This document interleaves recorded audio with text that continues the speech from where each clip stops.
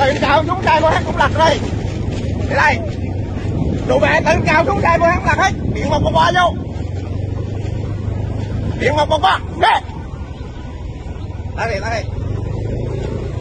Tới là điện một qua. Ты выиграл, ничего, охуел!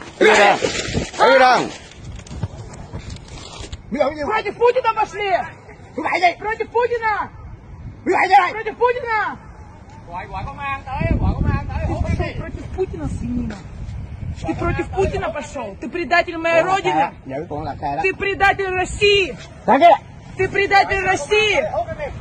Ты предатель, ты фашист. Ты предатель моей страны. Ты против Путина пошел. Ты против Путина пошел.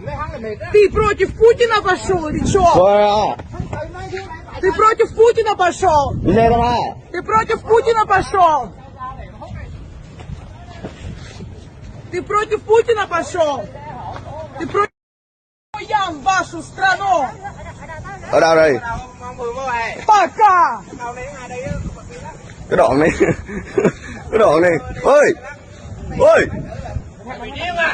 Là đây. Ôi.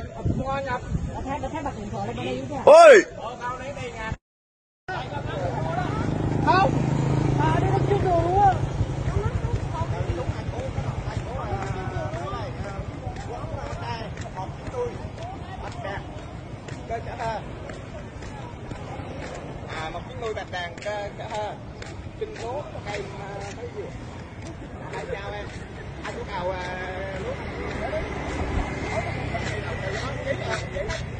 Chế chạy rồi con xe lật hết ra đường luôn nè.